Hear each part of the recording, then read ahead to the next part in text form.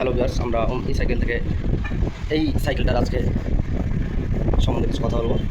এই সাইকেলটা রিভিউ দেবো আমরা। তো বন্ধুরা, এটা আমাদের কাপড়পট্টি অজিত ভাইয়ের দোকান। আমাদের খুবই চেনামু, খুব ভালো ছিল। ওদের বাচ্চাদের রেডিমেডেরও সাধারণত জামা কাপড়ের দোকান। তো এই গাড়িটা বন্ধুরা নিয়েছে মাস দিনে সম্ভব হবে, আমি ঠিকঠাক ডেটটা দেখিনি। তো যাই হোক, 2 থেকে 3 মাস হবে। তো এই গাড়িটা আমরা 3 মাসের মধ্যে 3বার ঠিক করতে হলো, কেননা এটা মাইলেজ ঠিকঠাক পাচ্ছিল না বন্ধুরা। তো প্রথম 2বার তো ঠিক আছে, 3বার এবার আমার একটু মনে খটকা লাগে যে কেন বারবার এরকম হচ্ছে। কেননা আমরা এই অবধি আমাদের 5-6 মাস আমরা দোকান করেছি। আমাদের এখান থেকে 20 থেকে 25টা বা তার বেশি হবে আমাদের ব্যাটারি বেরিয়েছে বা গাড়ি বেরিয়েছে।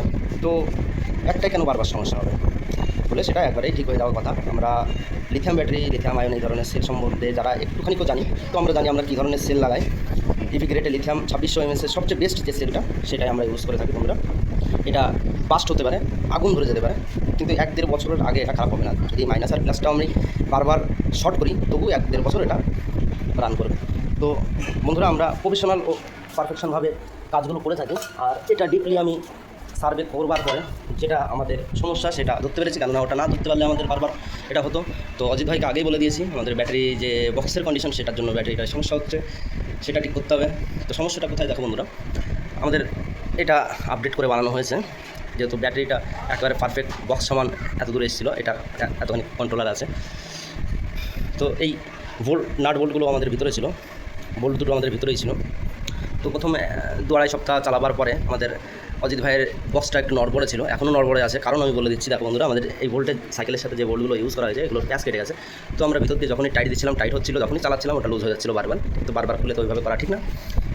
তো ওকে আমি বলেছিলাম, হ্যাঁ আমি ঠিক করে দেবো, আমি ঠিক করলে এখান থেকেই ঠিক করতাম, আমি আর জোগাড়ও কাজ করতাম না। কিন্তু আমাদের ভাই বা বন্ধু এটা দিয়ে জোগাড়ও কাজ করেছে।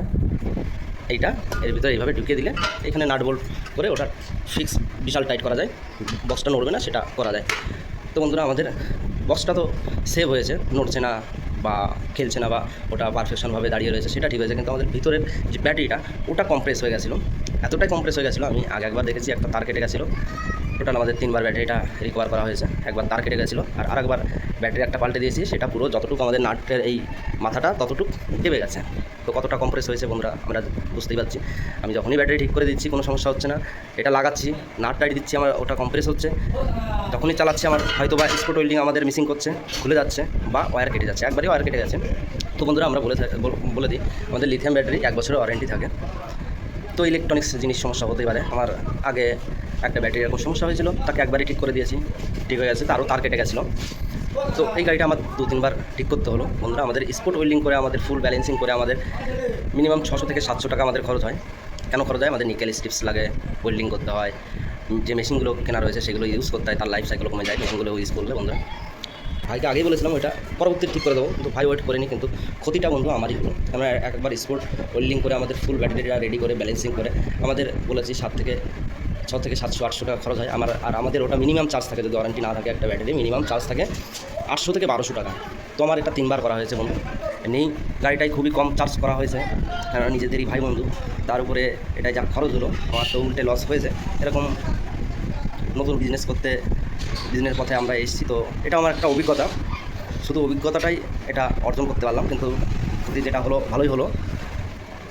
তো এই ধরনের জোগাড়ও বুদ্ধি আর করোনা ভাই বন্ধু, আমার কাছে যারা গাড়ি নিয়েছো, অবশ্যই আমার গাড়ি কিছু করতে হলে আমার কাছেই নিয়ে এসো, যাতে আমি সেটা বুঝে দেখে শুনে করে দিতে পারি। আর দোষ দেওয়ারও কি আছে, যে ভাই বা কাস্টমার যেটা এই জোগাড় বুদ্ধি করেছিল তার যাতে ভালো হয় সে সেজন্যই করেছিল। কিন্তু যাই হোক, ক্ষতিটা আমারই হয়ে গেছে। আর আমি এখন যেহেতু 1 বছরের একটা ওয়ারেন্টি থাকে, এখন উল্টে আমার এটাই ক্ষতি হয়ে গেল। তো জাস্ট এটাই বলবার ছিল। তো গাড়িটা আমরা রান করে আমরা পুরো কতটা কিলোমিটার যায় আমরা অবশ্যই দেখাবো বন্ধুরা। আপনারা ওয়েটিংয়ে থাকুন, গাড়িটা কমপ্লিট করে অবশ্যই আমরা গাড়িটা রান করে দেখাবো।